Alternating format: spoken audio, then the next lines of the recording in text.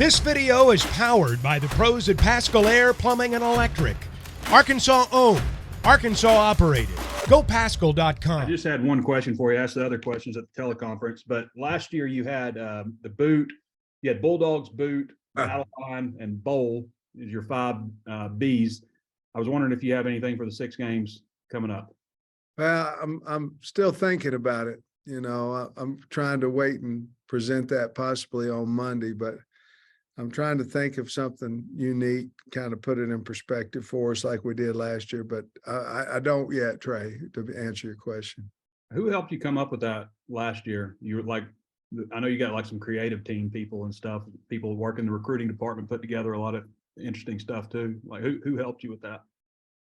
Well, to be perfectly honest, I was sitting in the back of Fountain's special teams meeting and it just popped in my head, to be honest with you. And it was right before the team meeting. So I just wrote it down and it caught on, I guess. But no, I didn't have anybody. I usually try to think of those things myself, and that way I'm bought in a little bit more to it. Thanks, Coach. Hutch. Sam, you mentioned on the teleconference this morning that last year you had 2 of the 3 practices were walkthroughs, and this year you're going with all 3 walkthroughs. Is last year kind of a normal what you would like to do during a walk or during an open day, or what's normal, and how does this year kind of compare to other years you've had? Normal to me would be walk 1 or 2, and then you go Monday, Tuesday. If you decide to walk 1, then you go a Monday practice, a Tuesday practice. Then at some point you're trying to scrimmage, you know, your younger guys and things of that nature, which we did a year ago. We won't have enough. We've had some fingers, some hands, some different things, some concussions, some things of that nature, where going into this bye week, if we did that, I'd be really concerned about not only our 1s and 2s, but our scout team getting us prepared for the rest of the year. And I hate it for the kids because there's some guys like a Joyner or Landon Rogers or guys like that, you know, certainly a lot of them, you know, McAdoo, Bakke, a lot of guys, Nico, that need tackle, you know, football. But we also need, those guys are all, most of them, a lot of them are in our, 3 of them are in our 2 deep, and the other guys are very valuable for the scout team as well. So we did not decide to do that, but normally you would probably do a walk, a scrimmage with young ones, then a Monday practice, probably spiders, and then a Tuesday practice, probably in shells. But we elected not to do that last year too. Seemed to work, so we kind of wanted to go back. The only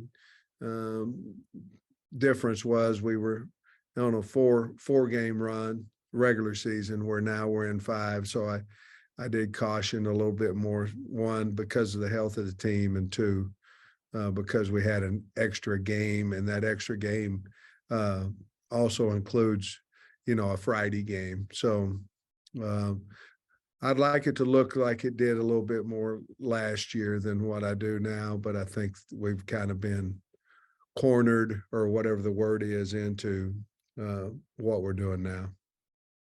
And this may be a dumb question, I'm not sure, but the walkthroughs that y'all do, what all goes into that, and what can you gain from a walkthrough compared to a regular practice? Well, the physicality would you know, happen certainly in a regular practice. A walkthrough, we basically go through 5 segments, and there's situational football, whether it be we're doing short yardage and goal line today, against what we feel like Auburn's looks would be. And we're doing 3rd down and some different things of that nature. So it's all situational, team run, things of that. And it's just a slowed down pace. I remember 3 years ago, our walks we were walking really fast, you know, and so we decided to take the helmets off of them last year during this time, because if we didn't, the walks would become what we didn't want, the physicality part of it. You overemphasize the communication before the snap. And the reason I like that is because the kids know exactly where to go and how to go do it.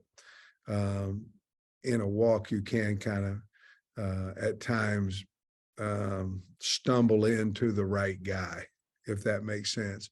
So we want to make sure our footwork's right at every position. We want to make sure that our communication pre-snap, that we know where we're going.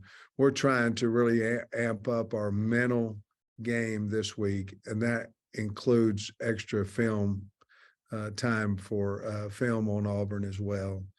And I do think this, though, it's a great question, by the way, but I do think this, that if you start practicing for a team too early, that there gets a lull in game week. And so we certainly didn't want that either. So there's a fine line in what we're doing, but the walks, I think, will benefit us much more than getting a lull, because we're not actually practicing physicality. Otis. You're muted, I think, Otis. Bear with me. I'm sorry. I got Fine. unmuted, but I've got a recruiting question, and I've got Nate sent a question to ask, a couple Okay. questions to ask you, Sam. On the recruiting, do you see the transfer portal being a way to maybe restock some on the defense, the depth, starters and depth too? I mean, a chance to rebuild some players there. Well, I think we have to, and certainly we're not through, obviously, with players leaving or anything of that nature as well too. I mean, we understand the portal's open and it will be open, and so we have to be ready for that. Actually, right before we got into this meeting with y'all, we were watching junior college players, things that, to me, I look at junior college the same as a portal transfer, somebody hopefully for immediate help. And so, yeah, to answer your question, we would certainly do that. And I think we'd be not very intelligent if we didn't. Sam, Nate wanted me to ask you about Malik's availability, Chavis, the cornerback, and if his return, how it might realign the secondary, and then also what do you expect from Auburn coming off a bye week as well as you guys are? Well, I think a little bit goes back with Hutch's question on how you practice. So let's take, for instance, Slusher probably couldn't practice if it weren't for walks. Chavis wouldn't be cleared yet unless it was for walks. Obviously, you're banking on that they'll be physically able to practice. And so you want to get them in the mental aspect of it, non-contact stuff. So that's another reason of why we're practicing the way that we are. Auburn, we obviously check what they're doing as well and things of that nature. I think they're doing, I don't know what they're doing practice-wise, but I think they're going maybe Tuesday, Wednesday, coming back on Sunday. I think they'll come back there. So it's just different philosophies there. But they're a very physical team. They're talented. I mean, they got a lot of talent. They can get to the passer. I think they're very talented on defense, and their quarterback's scary. Robbie's scary because he can run and throw both. And of course, they got Tank and 27 too. He's a really good player. I think his name's Hunter, and they're a good player. So they're a good football team. They've lost a lot of close. They've had some close games. Some they've won, some they've lost, and we haven't beat some teams since I've been here, but they're one of them that we 0-2 against. So we'd like to change that if we can. Thanks, Coach. Tom. Hey, Sam, you actually just kind of touched on two of the things I wanted to ask you about. You had spoken generally about the health of the DBs, but like would Kari and Jaden be closer than you just mentioned on Slusher and Chavez? Yes, Kyrie's been cleared, so he's fine. Jaden's probably not yet cleared. Like, in other words, if we were practicing today, he'd probably be one of those guys in Indy, to kind of check and see how he feels, things of that nature. But I'll be honest with you guys, I expect every one of our guys back for the Auburn game, with the exception of Day and Cat, who obviously are out for the season, and Torian Carter. But I don't know if he's out for the season, but those guys, I expect everybody else to be back. By the way, we're practicing, and we want to get a healthiest team as possible to get them back. But Kyrie's ready to go, and Jaden's close, and then your next one would probably be Slusher, and then probably the furthest away is probably Chavez. Okay. And you just mentioned the Auburn series. I think from a fan perspective, they're probably still pretty boiling about what happened down there 2 years ago. Yeah. And then, last year you've called that game like maybe one of your, like a hiccup game. You were tired heading to the break. Do you, how do you kind of view the Auburn thing in terms of, a team that you maybe could have or should have beaten already? Well, I think last year was actually the first time we were ever favored in a game that I was here, since I've been here, and we lost. Started extremely slow. They started fast.